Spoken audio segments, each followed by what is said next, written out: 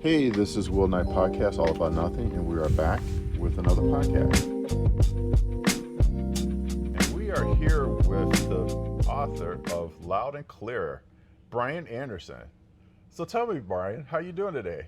I'm doing great. How are you doing? Good. So tell me about your book. Well, the book is about the Grateful Dead Okay. and the gigantic sound system Uh-huh. that the band built over the course of years in the late 60s and early 70s. And this giant sound system is now known as the Wall of Sound. Yeah. And this is different than if you've heard of Phil Spector, the producer.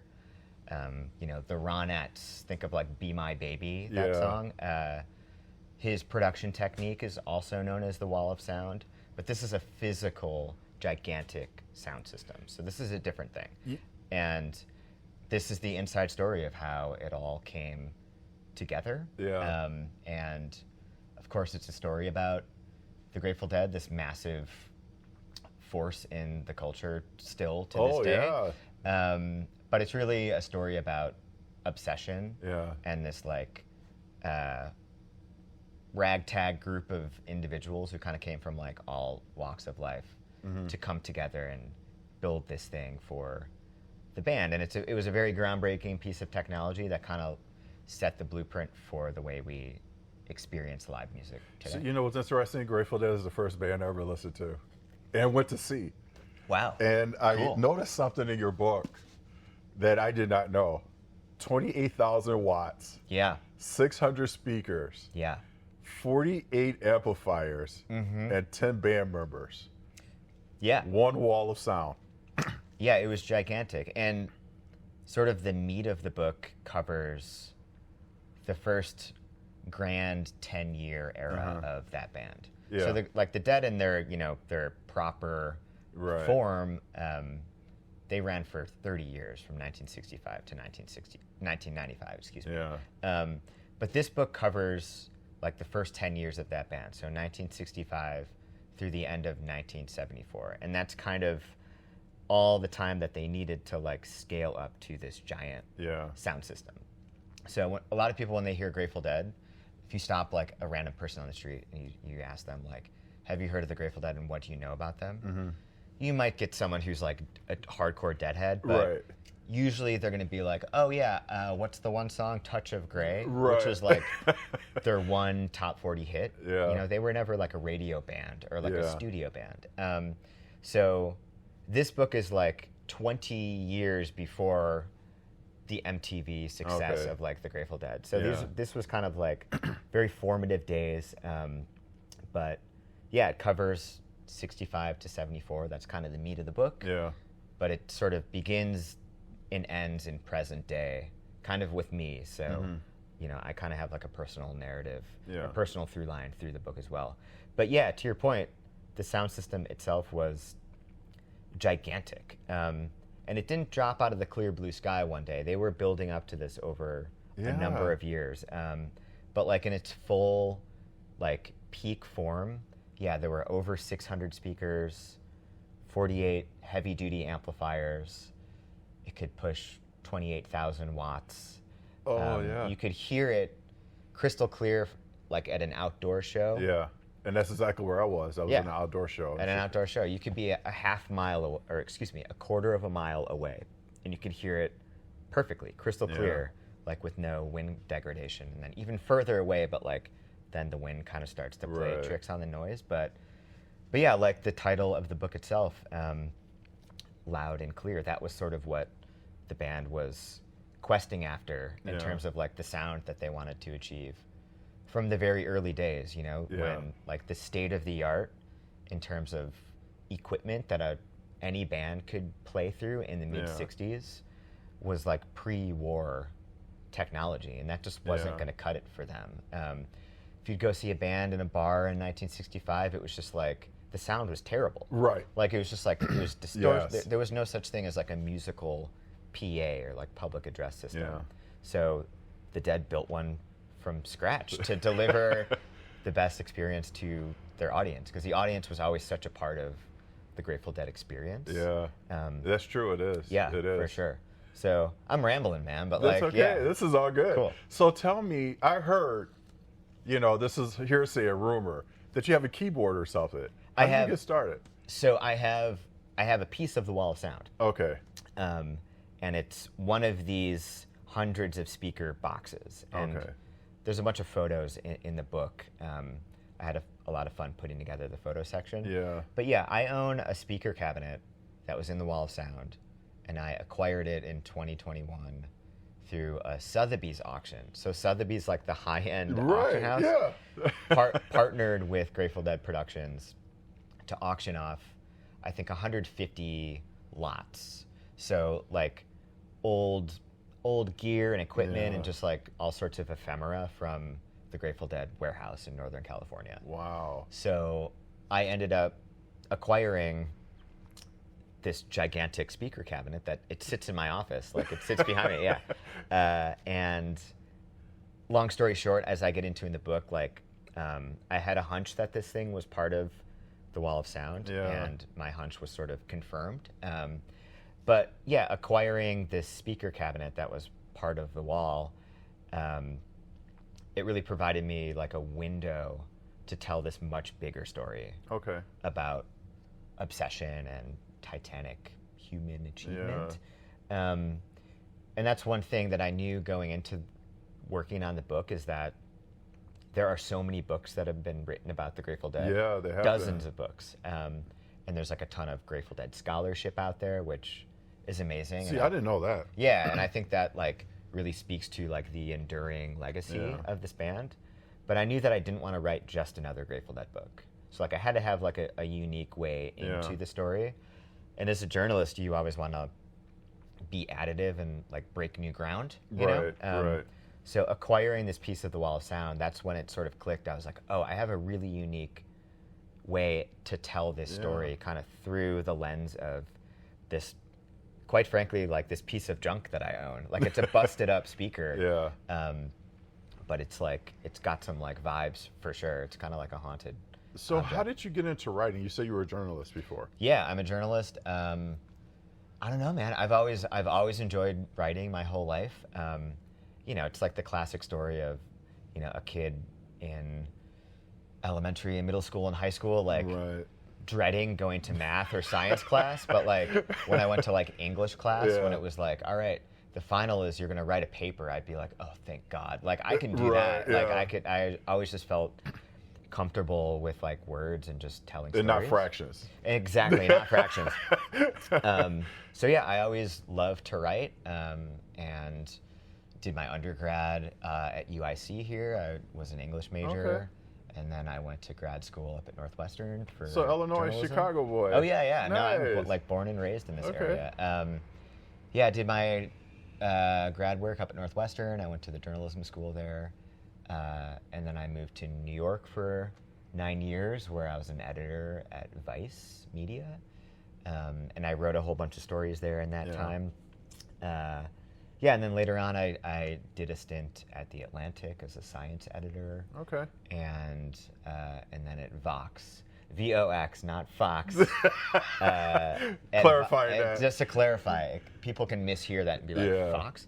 Then I was an editor at Vox, where I was also kind of on like the science desk, editing science stories. So I've just always loved, words and telling stories and spinning a yarn, and I've always kind of been like a long form, kind of magazine style storytelling person. And so I feel like I've kind of been slowly working up to like tackling a book project, like along the way you start writing like longer and longer stories that are like more involved, with more characters and such. And so I just feel like this is kind of the culmination of like so much in my life. This is where you're at now. This is where I'm at now. It came out in June. And so, we're kind of in like the full on promo press mode for the rest of the summer here. And then probably in the fall, we'll do some more like book tour dates. So, but right now, another rumor I heard. I love rumors. Rumors. Because I get the fact and the facts straight. So let's fact check the rumor. We're going to fact check this. Are you a New York Times bestseller? Unbelievably, yes. The book had been out for a week, so it came out on June 17th. And a week after it had been out, my editor texted me. He said, "Call me," with 3 exclamation points. And are you sitting down? Yeah, like basically, are you sitting down? He's like, "Call me," and I'm like, "This must be good news of some sort." Right. And so I called him. I was like, "Hey, what's up?" And he was like, "How does it feel to be a New York Times best-selling author?" And I'm like, "What? Do you get like? Are you talking about like me and like this book that I wrote?" It's very surreal. I haven't really like begun to process it yet. Yeah. Like when you look at titles on the New York Times bestseller list, it's usually like culture war books written by Fox News talking heads. Yeah. Or like, the latest Civil War history book. You're right. Or like right. that sort of Yeah. stuff. You don't see on the nonfiction list, you don't see like a non-memoir music book of this type, like fully reported, like a work of journalism. It just like doesn't happen. And I'm like, how did I your I name. do this? And your name. Yeah, it's crazy. I feel like I just kind of like Trojan horsed this thing onto this like gigantic list, and I still can't really wrap my head around like the scale of it. So tell me, were you sitting down? I mean, what were you doing at the time that I was standing up, but I was like, hooting and hollering, like just like doing, just like dancing around my apartment. It was awesome. Yeah, like, and like, getting like, awards and like getting on lists. It's like you can't like, that's not what it's all about. Right. But yeah, when he called me, but it's your work though. Yeah, totally. It's a credit to your work. Yeah, it was very validating. You've written and published a great book. Yeah, for sure. It was very validating, and it felt more like a win for like the community, like all of the people who are kind of into this sort of thing. It didn't really feel so much like a personal win. I was like, hey, like we all did this. Like Paul, the owner of the record store, who like read an early version of the draft. It was like, it took like all of us. This is like a win for everybody. And you were working at Rattleback Records at the time?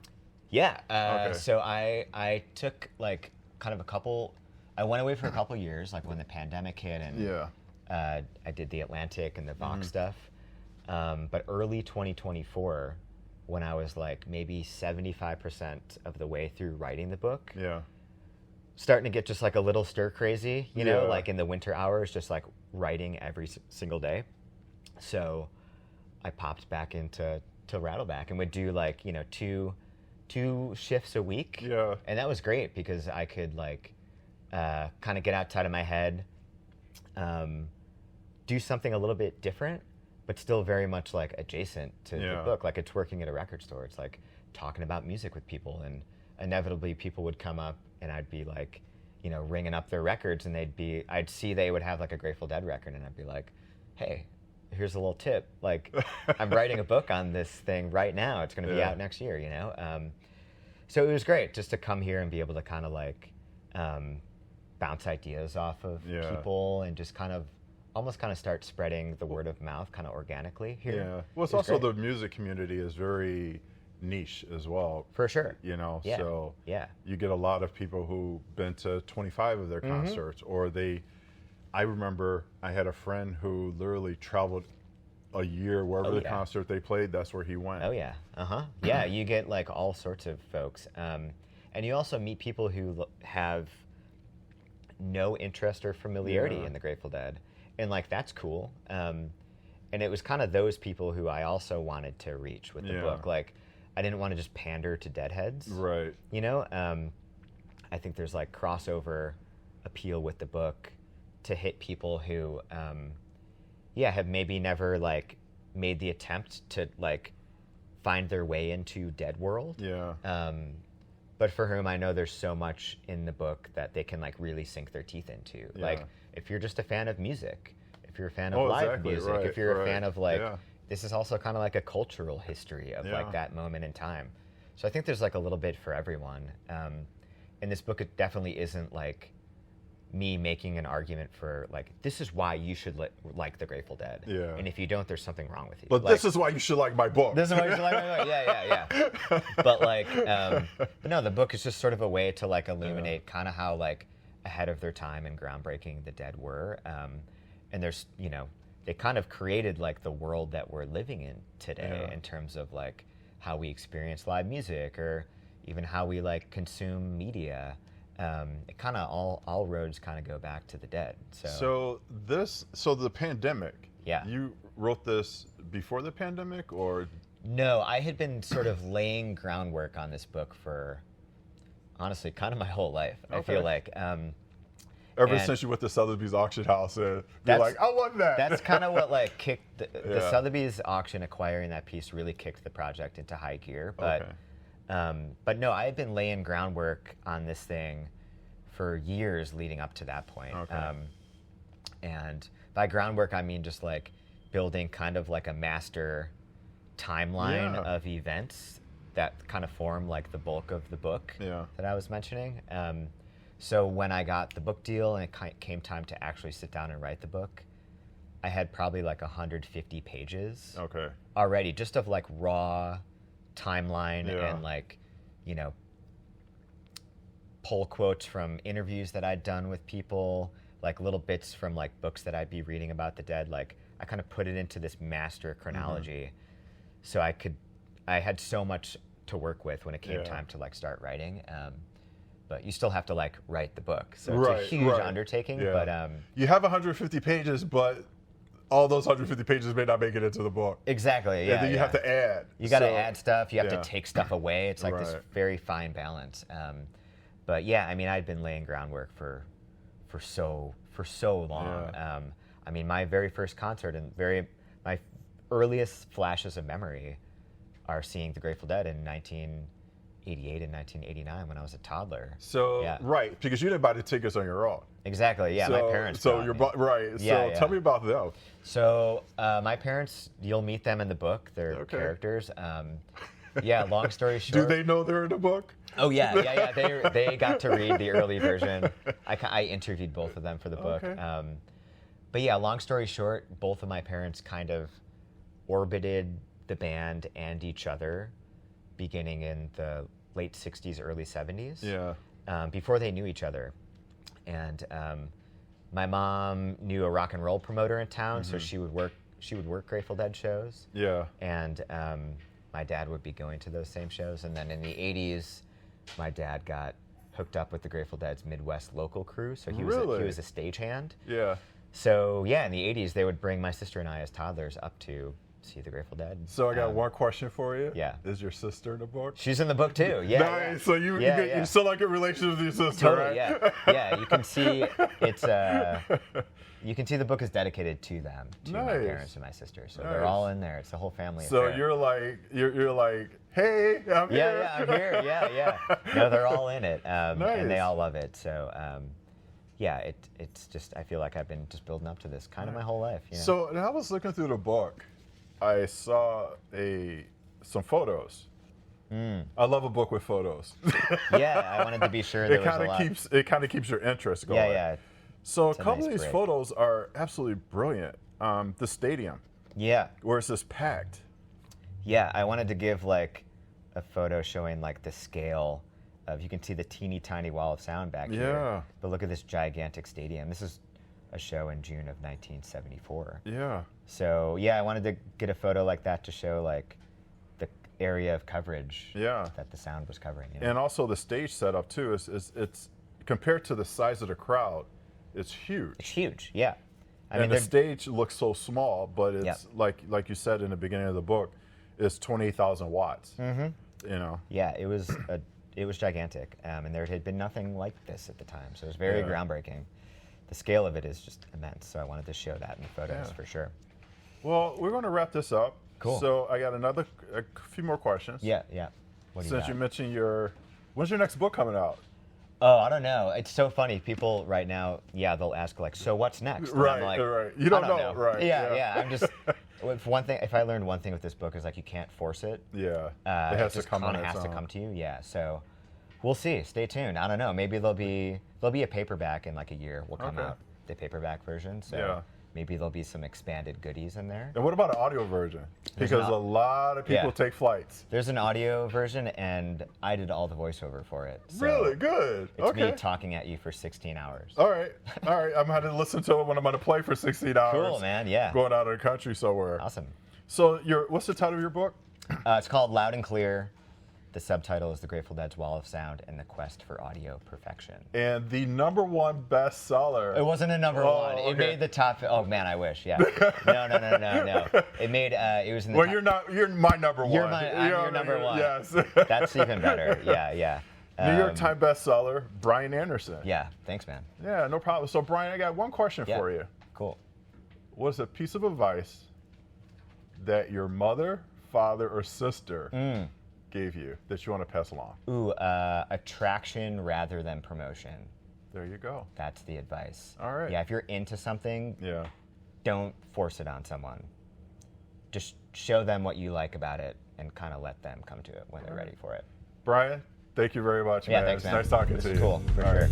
Cool. And this is Will Knight, and this is All About Nothing, and we'll see you guys next week.